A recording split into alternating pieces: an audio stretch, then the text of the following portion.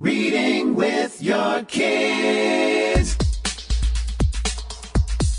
Hola, ni hao, konnichiwa, assalamu alaikum, shalom, jumbo, bienvenidos. Hi, my name is Jed Lee, and this is the Reading with Your Kids podcast. In fact, this is a supersized edition of the Reading with Your Kids podcast. We are celebrating National Poetry Month with a special visit from our friend Laura Shovan. She is the author of a fantastic novel in verse called The Last Fifth Grade of Emerson Elementary. Hey, for all the authors that are listening out there, I wanted to share with you this great email that we received here at the Reading with Your Kids podcast from Dr. Linda Mubarak. She is a past guest and the author of Maxine's new job. Here's the email. Dear Fatima and Jed, good news! Maxine's new job has been nominated to receive the prestigious Henri Award at the 2018 Christian Literacy Awards for Outstanding Literacy Work in the Children's Book Division. I sincerely believe your certifying Maxine as a great read helped bring increased social media attention to the book. Thank you for the exposure and the great marketing. We are so happy for Dr. Linda Mubarak that her book, Reading with Your Kids Certified Great Read, Maxine's New Job, received this prestigious recognition. We would love to help your book receive that same kind of recognition. If you are interested in having your book considered for our Reading with Your Kids Certified Great Read program, please visit our website, readingwithyourkids.com. You can click on the contact button, send us a note, and we'll send all the information back to you, or you can go right to our Certified Great Read page on our website. It's fun, it's easy, and it is really an effective way to let the world know that your book stands out above all the rest. The Reading with Your Kids Certified Great Read program. Joining us on the line right now from the beautiful state of Maryland, helping us celebrate National Poetry Month. She is the author of The Last Fifth Grade of Emerson Elementary School. Please welcome back to the show our friend Laura Shovan. Laura, how are you? I'm great, Jed. How are you? Happy National Poetry Month. Thank you so much. We've been so busy. So much is going on in April. It's World Autism Awareness Day and month. It's springtime. It's Easter. It's vacation. And it's also National Poetry Month. And so what a happy time. And we're so happy that you're here talking about the last fifth grade of Emerson Elementary School, because this is, what was the term you said? A novel in rhyme? It's a novel in verse. It's a novel in poems, slightly different from a novel in verse. So it's a book made up of a series of individual poems, but together they tell a story. And the story is about a group of fifth graders who arrive on their very first day of fifth grade. And typical of kids who are the oldest in their school, some of them are really excited to be the oldest. They're finally the boss of the school. They're finally the big kids. And some of them are feeling quite anxious because they've been at this school their whole lives. It's like they're home away from home, and they're worried about going to middle school next year. So they arrive with all these feelings and anxieties and excitements on the first day of fifth grade, and they hear a rumor that there is a plan to tear down their school at the end of the year. So the book follows one fifth grade class as they decide what they're going to do about this. Are they going to try to save their school? And if they do, how are they going to do it? So many things to talk about and kind of unravel here. Is this something, writing in verse, writing in telling this story through a series of poems, is this a first for you, or is this something that you love to do? Poetry is really my first love and my first form of writing. It's my go-to form of writing, so I find prose more difficult to write, for a novel anyway, for me. I studied poetry, and when I moved to Maryland from New Jersey, where we lived, I'd been a high school English teacher and a writer of poetry.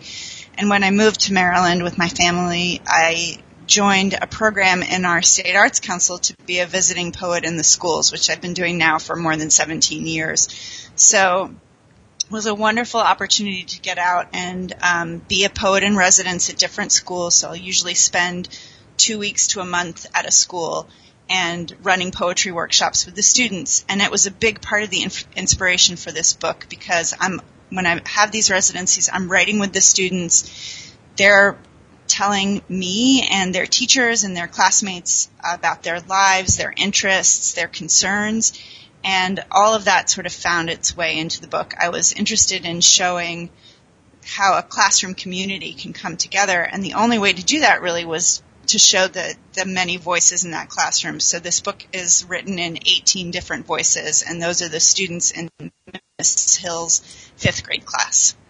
Wow, so very, very cool. The image of that fifth grade, there are a couple of images there that I can absolutely relate to. Number one, you're talking about the dynamics of the kids being in 5th grade, and now they're finally the boss of the school. They're the oldest kids in the school. And one of the things that I always joke about, it doesn't matter what kind of configuration there is at a school, if it's a K through 5 school or K through 7, K through 8, K through 6, whatever that top grade is, that's always the one where the teachers kind of roll their eyes and they go, oh, now here come the 5th graders, here come the 7th graders, they're the problem. And I'm like, well, that's probably not a problem, but let's, so they always have that kind of dynamic going on. But it's also, my kids lived through the closing of their school. And really? The school that they were at, it was a private Catholic school. And it was dying for most of the time my kids were going there. It was, went from having a student body of 500, and, in the last year my kids were there, I think it was down to 80 or 90 kids. And it was due to a lot of different elements, changing demographics in the neighborhood. But it's a really tough kind of situation for kids, really emotional. Yeah, I just heard from a teacher through Twitter a couple of days ago about this, and in their case, the school, which I think was 60 years old, the building, they were sending them to a new building, but the kids were so attached, and I think that's one of the things that people miss in these situations is when a school is closing, very often, the powers that be, the Board of Eds, the administrations, will just sort of say, well, this is a financial decision and it is what it is. Mm-hmm. And yet, for years and years, they've been telling parents and families and the community, this school is a community center and we want you to be here, and parental involvement is so important, so that when the decision to close the school happens, what's really missing is a way for the kids to grieve. Mm-hmm. Or to express themselves. I was interested when I was researching this plot line for this book. I found that there was a school system in the Philadelphia area where there had been multiple closings, and one of the ways they handled it was they had the students make art around the school, things about the school that were important to them, and then they had an art show.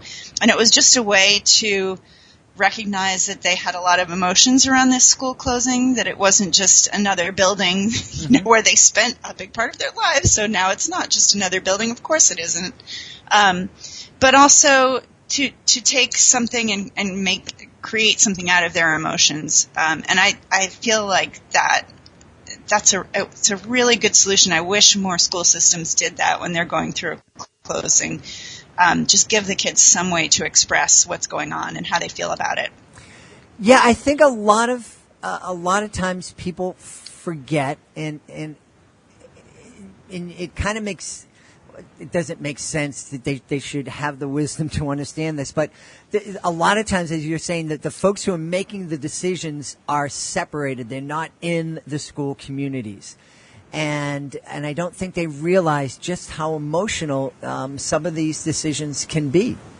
Yeah, and I think, too, that it's also, in a weird sort of way, it's dismissive of how attached the kids actually are to the school. Mm-hmm. And it's not recognizing that, yes, the kids the students in a school have a lot of feelings attached to that school, positive and negative, but having a way to say goodbye when somebody's going through these closings is really important. I had one friend who went through a situation like your kids where it was a parochial school, and this is a long time ago, but they were able to save their school. So I have heard of some schools where the community got involved and were able to keep the school community going.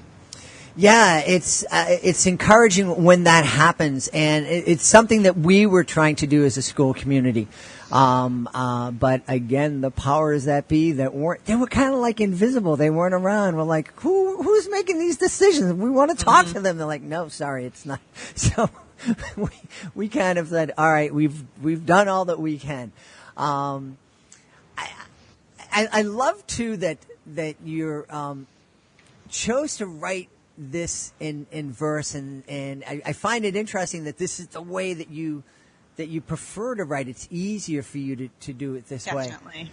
As you travel around being a poet in residence at different schools, I know when I was a kid, poetry was kind of like, no, poetry, it's not for me, and is there that feeling still out there? One of the things that surprised me is I wasn't able to make the connection between poetry that I was kind of dismissing and the fact that I was listening to music and songs, and that's poetry.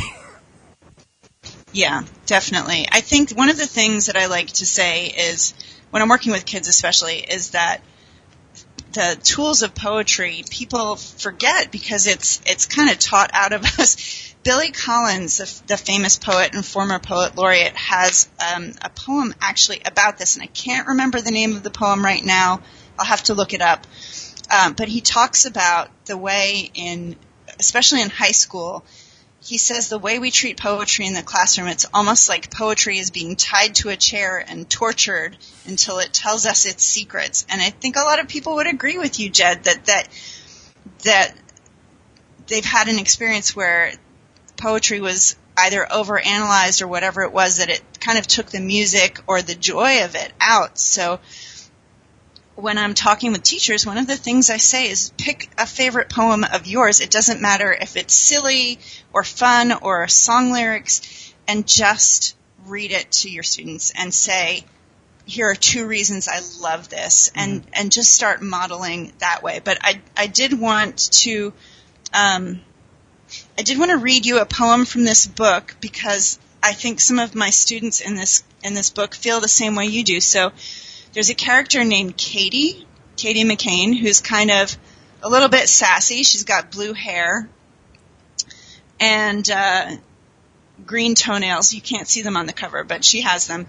And so she has a poem early in the book called Writing Time, and this was my way of recognizing what you're talking about. And here is her poem. She says, "It's writing time again? Some mornings my words are clumsy. They bump into each other. Smoosh, boosh, bam. They've got as much rhythm as an octopus doing the chicken dance. Some mornings after we say the pledge, my words are still crawling out of bed.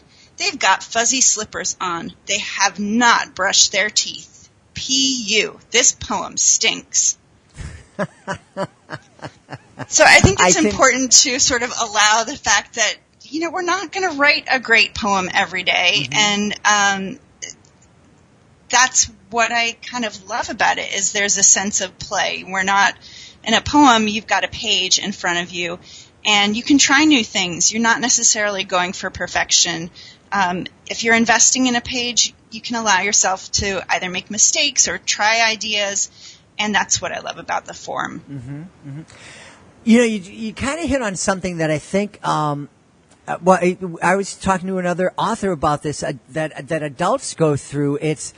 They feel that if they can't knock it out of the park and come up with something brilliant in a first draft, then they can't write, or they can't write prose, they can't write a story, they can't write poetry.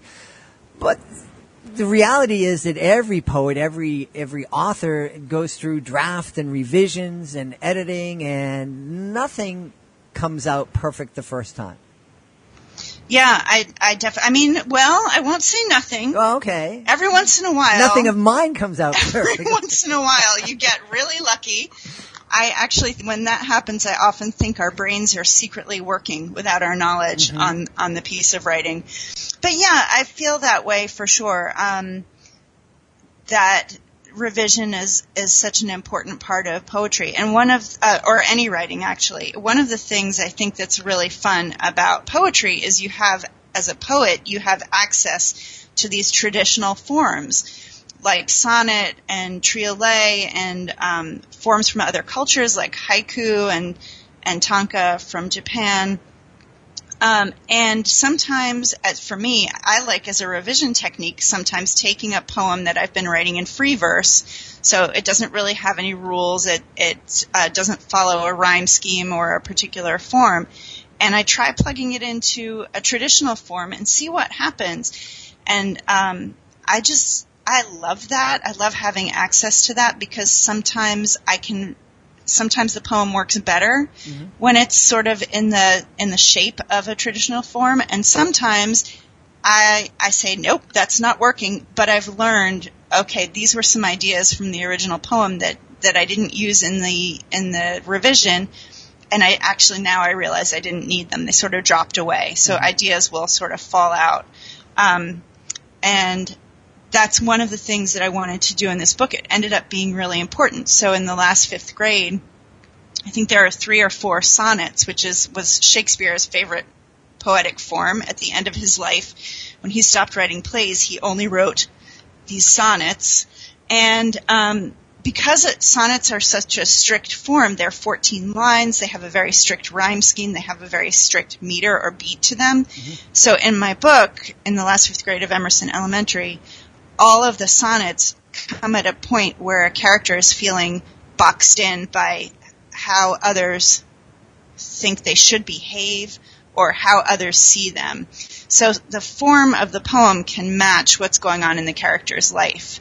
And that piece I also love. So as a poet, I have those extra tools when I'm working on a novel in verse, and they help me to communicate character and communicate emotion. That's really cool. It's as you're explaining that, I'm like, that's so cool. It's, we are kind of familiar with images that kind of relate. We see the same image. Oh yeah. In that context, this means that, and this adds to the story.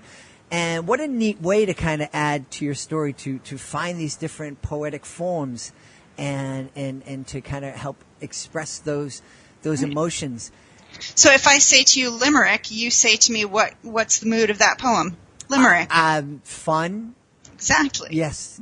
I loved, I was talking about not loving poetry. I love doing the silly little poems, and I did a lot of that with my kids and wrote kind of songs for my kids that they loved when they were little, and then they hated once they turned like 6 or 7 years old. Yeah, I think that's also another way that I love,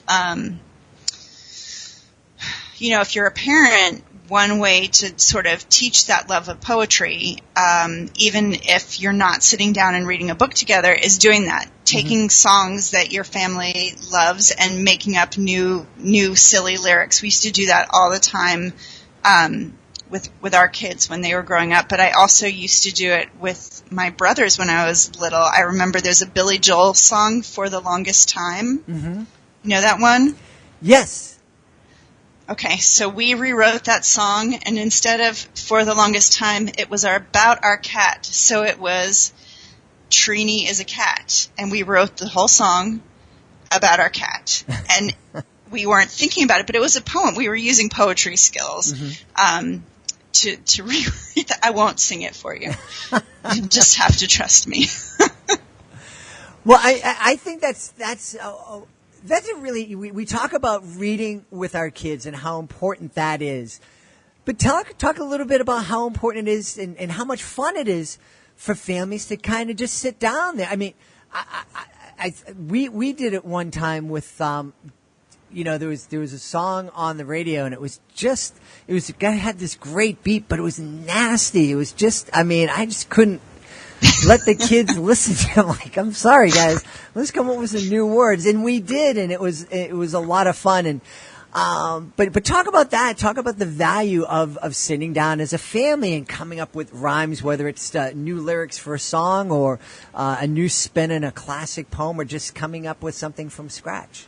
Yeah, all of that. I mean, there are some great resources too. There's magnetic poetry, of course. If you've seen those magnet sets of words, there's a kid's version of magnetic poetry, which is great to have on your refrigerator.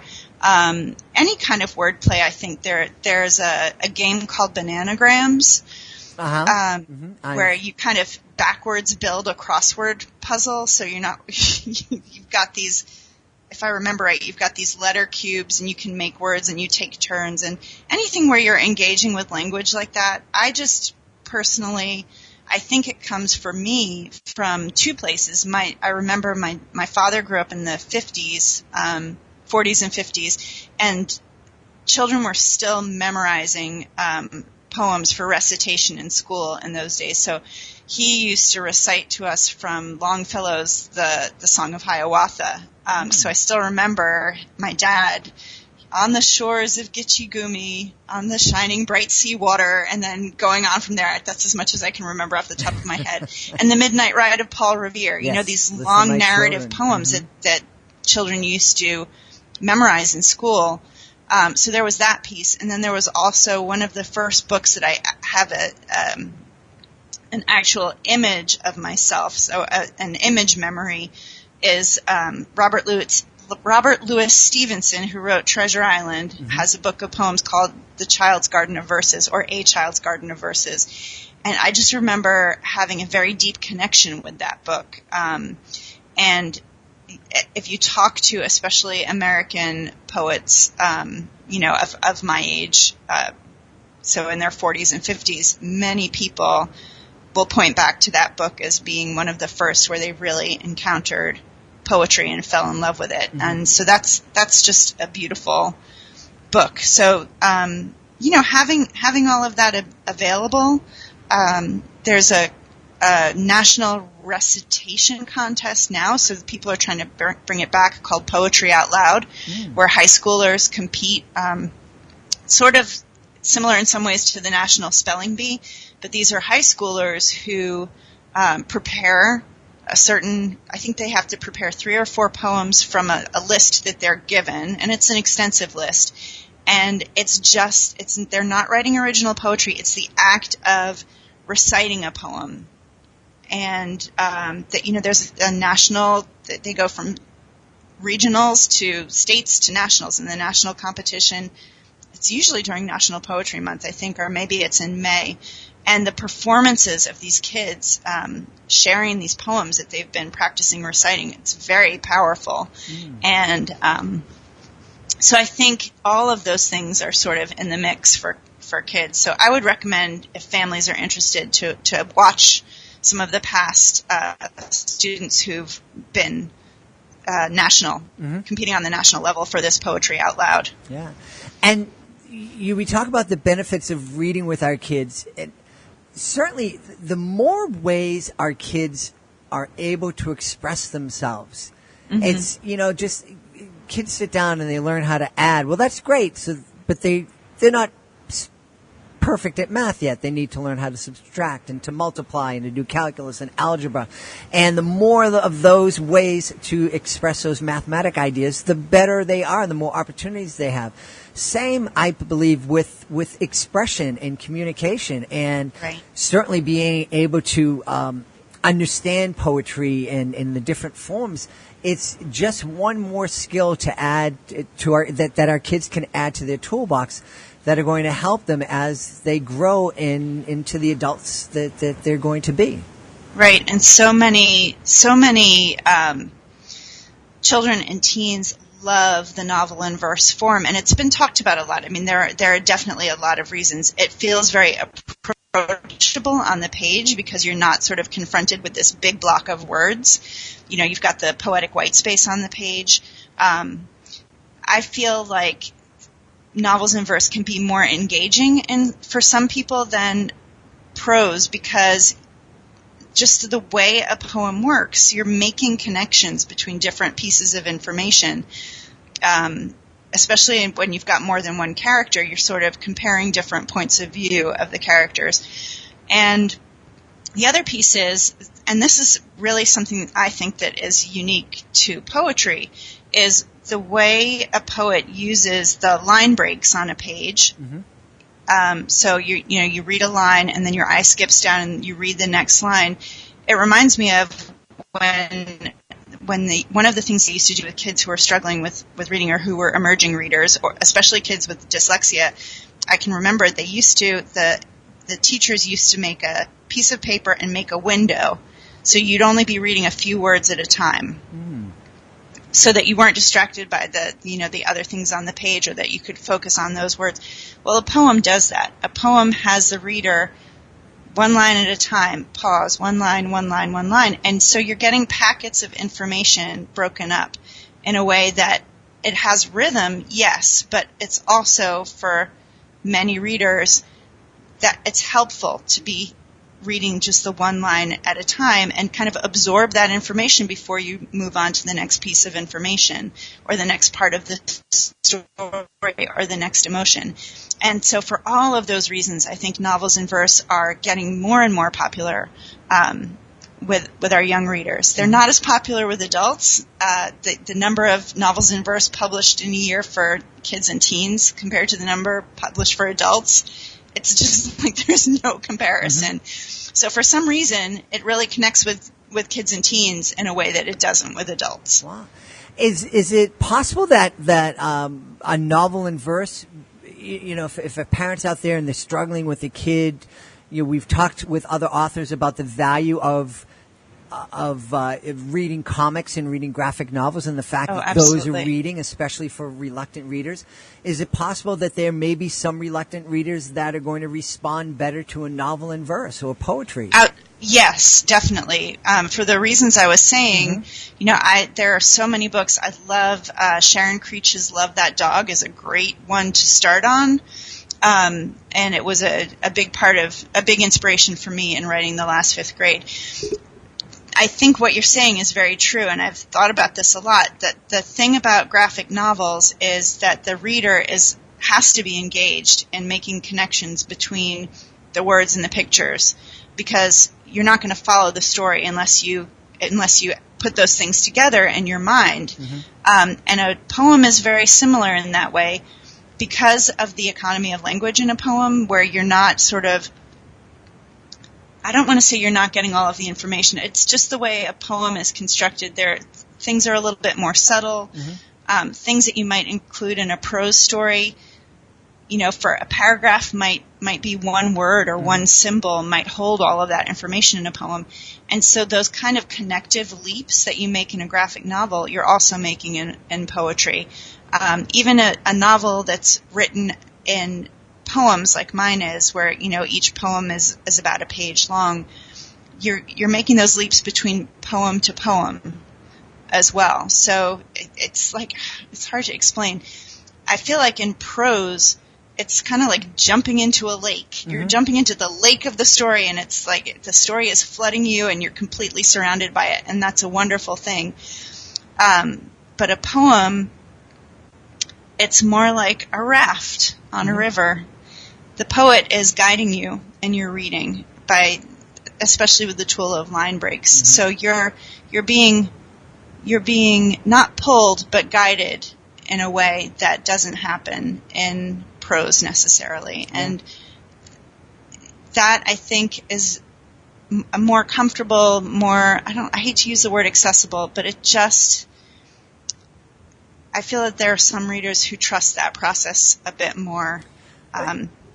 And it just may be too, we all learn in different ways, and I've studied the art of learning and what works for some people, and with a lot of people, it is much easier for them to learn a chunk at a time. Exactly. Instead of this. And it's certainly something that we're familiar with if we're involved with sports or dance or martial arts. We don't jump in and if you're a football player, they don't get thrown onto the field and full pads. First they learn how to stand, and they learn this chunk, and they learn that chunk, and then they pull it together. And that's what you're kind of with the poetry. It's here's a spot, and there's a beginning and an end to this verse.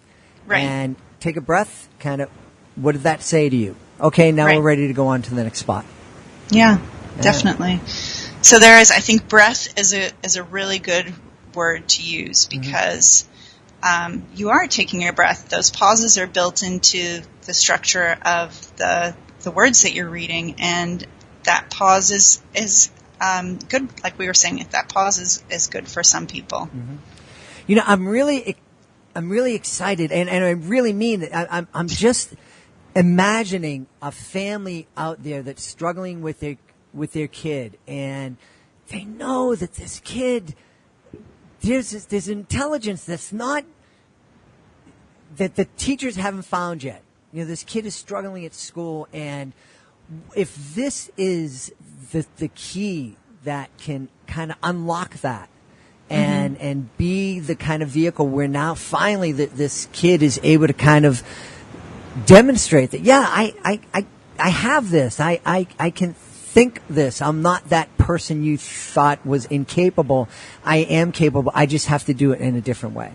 Right. And, a lot of kids, when Kwame Alexander's A Crossover won the Newbery, that book was important for so many kids. The other thing, poetry, because of the reasons we were talking about, it can sound more like the human voice because the line breaks in the poem, the way the poem is constructed, you can hear the voice of the person who's narrating very clearly because you're getting the rhythms of their voice and how they speak. That's something the poet is coaching the reader and how to hear in their mind. And I think that's why books like the Crossover, and I'm just looking down at I've got my crate full of verse novels down here. And A Long Way Down by Jason Reynolds is a YA novel in verse that came out last year, I believe, or in 2017. That's another one where it's just very much expressing this character's feelings and point of view, but in a way that we can hear their voice. Mm-hmm. Their voice feels very alive. It's almost like in your ear when you're reading it because of these line breaks and the way the poem looks on the page. I think Kwame Alexander's The Crossover, there are some places where on the page the word is big or it's bold or it has moved. It's not, flush left lined up with the other words. It's somewhere else on the page to emphasize.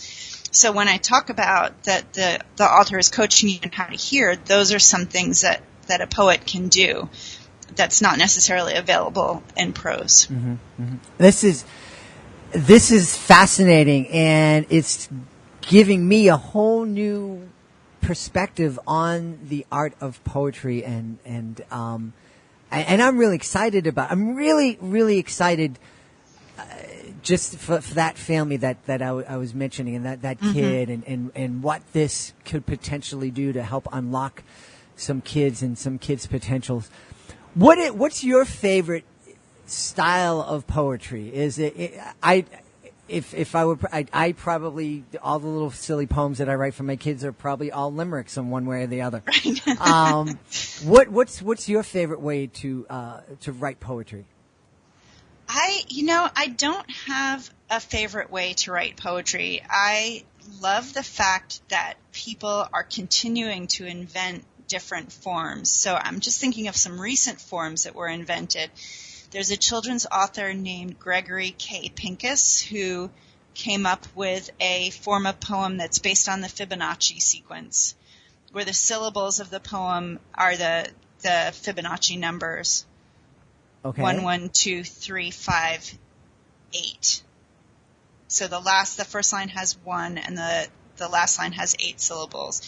There's a poet named Terence Hayes who recently invented a form of poetry called the golden shovel, where you take a favorite line from another poem or another piece of writing and you make that line, the words of that line, the end words of the lines of your poem. So your lines are ending on those words. So it's a long story.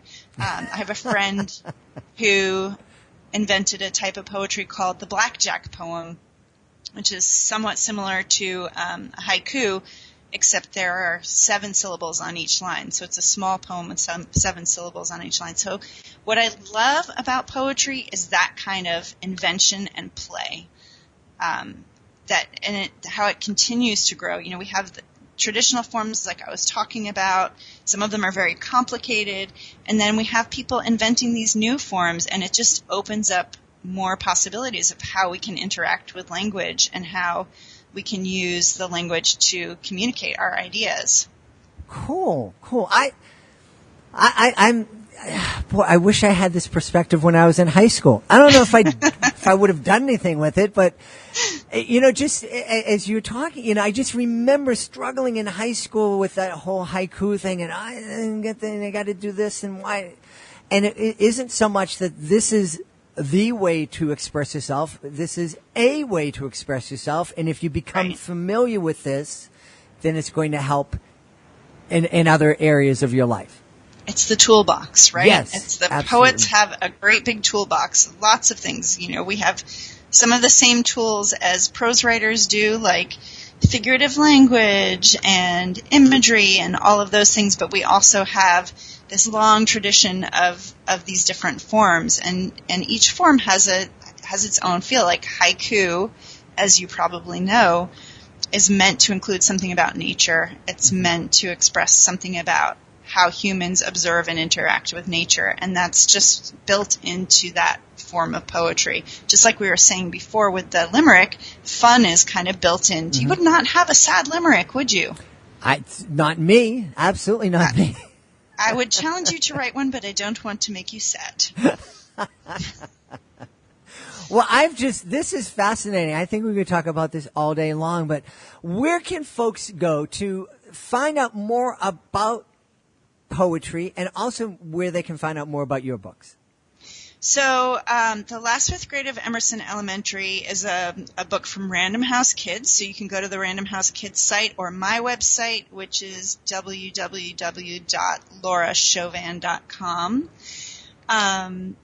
As far as poetry, I'm going to give a few recommendations. There is a woman named Sarah Tregay, Tregay, who keeps an online list of all of the novels in verse for middle grade and teens that come out each year, and she's a wonderful resource. The Poetry Foundation is another resource. We have a Young People's Poet Laureate. It's Margarita Engel, who's another wonderful verse novelist. She does a lot of historical novels in verse, so she's our National Young People's Poet Laureate right now, and her term is almost over, so we're getting somebody new soon. I also love the Poetry Out Loud website is great.